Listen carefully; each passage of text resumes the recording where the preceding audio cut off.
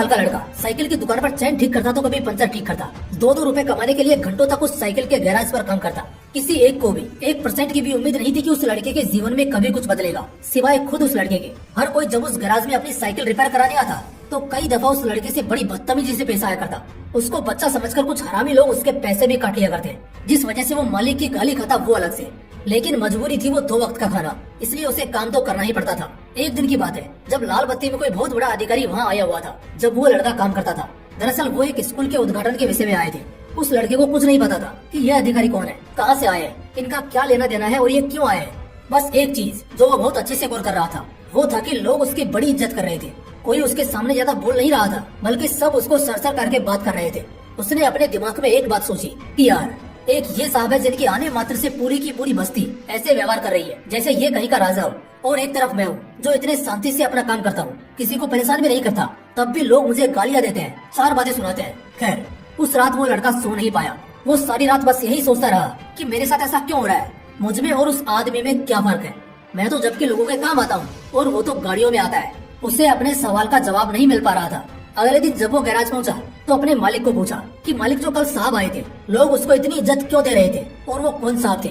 इस पर गैराज का मालिक बोला तुझे क्या है, तुझे क्या करना है। लेकिन उस लड़के के 2-3 बार पूछने पर उस मालिक ने बताया कल डीएम साहब आए थे स्कूल के उद्घाटन के लिए। इस पर उस लड़के ने फिर से जिद करके पूछा लेकिन ये डीएम कैसे बनते हैं। वो गैराज का मालिक बोला उसके लिए बहुत पढ़ना पड़ता है, बहुत विद्वान होना पड़ता है, उसके लिए बाज की नजर और ऋषि मुनियों जैसा फोकस चाहिए होता है।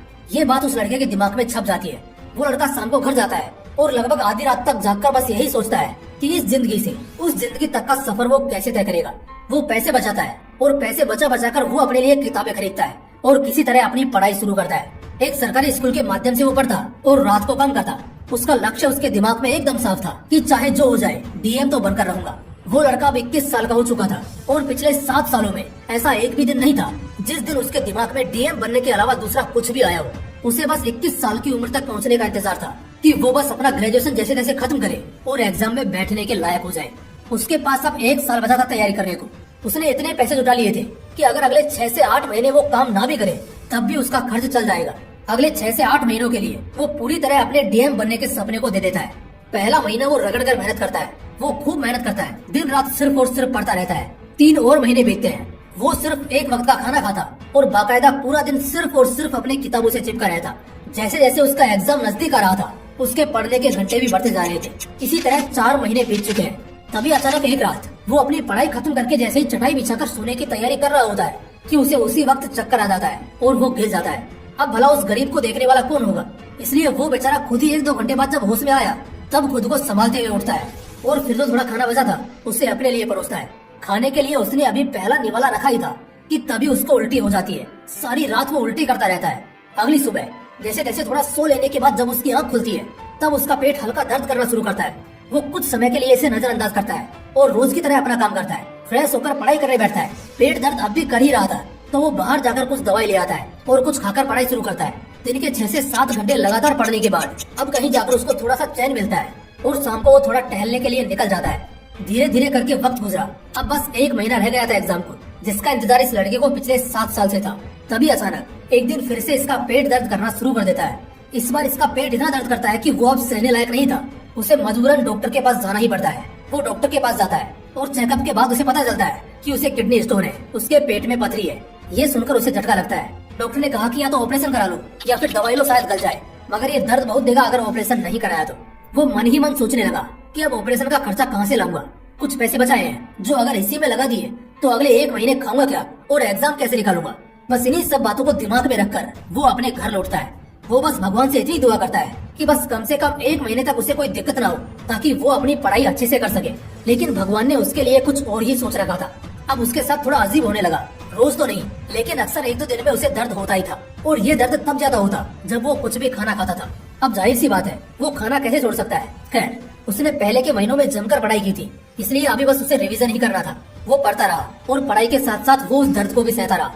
लगभग 7 दिन में उसकी परीक्षा थी और आखिरकार उसने अपनी सारी पढ़ाई कर ही ली थी। अब वक्त आ चुका था उसे अपनी जिंदगी की सबसे बड़ी परीक्षा देने का। आखिरी दिनों में तो मकान मालिक तक ने उसे घर से निकाल दिया था क्योंकि उससे घर का किराया नहीं दिया जा रहा था। अब क्या करे बेचारा, सारे पैसे खत्म हो चुके थे। तो इस बीच वो अपने एक दोस्त के घर पर रहता है। लेकिन एग्जाम से 1 रात पहले अचानक बिजली चली जाती है अब कल दोपहर को उसे परीक्षा में बैठना है। अब अगर वो आज बिना पढ़े सो गया तो हो सकता है उसके इतने सालों की मेहनत पर ये अकेला दिन भारी पड़ जाए। इसलिए वो उस रात सड़क के बीचों बीच स्ट्रीट लाइट्स की रोशनी में बैठकर पढ़ता है। गाड़ियाँ एक के बाद एक गुजर रही थी, लेकिन उसका फोकस सिर्फ और सिर्फ उसके किताब पर था। वो सिर्फ और सिर्फ पढ़ता रहा। नींद आ गई तो रात को फुटपाथ पर ही सो गया। अगले सुबह दोस्त के घर गया, जहाँ वो कुछ दिनों की मोहलत मांगकर रह रहा था। फ्रेश हुआ और नाश्ता करके सीधा एग्जामिनेशन सेंटर पहुंचा। वहाँ स्टूडेंट्स की भीड़ देखकर उसे थोड़ी घबराहट महसूस हुई, लेकिन फाइनली वो शुभ घड़ी आई गई जिसका उसे सालों से इंतजार था। वो एग्जाम में बैठा। प्रीलिम्स उसका निकल चुका था और वो मेंस के पहले पेपर में बैठा था। आज पहला पेपर उसका बहुत अच्छा गया।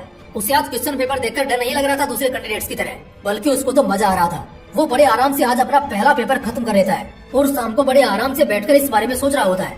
ये सब उसके वनवास का नतीजा था। उसे बस सिर्फ दो बातों का डर था।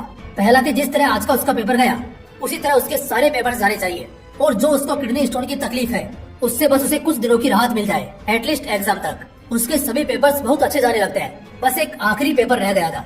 उस आखिरी पेपर से पहले तक उसकी सारी तैयारी हो चुकी थी और वो खुद को इस साल का डीएम बनते भी देख रहा था। लेकिन तभी बस सुबह सुबह जब वो उठता है तो उसके पेट में हल्का दर्द शुरू हो जाता है।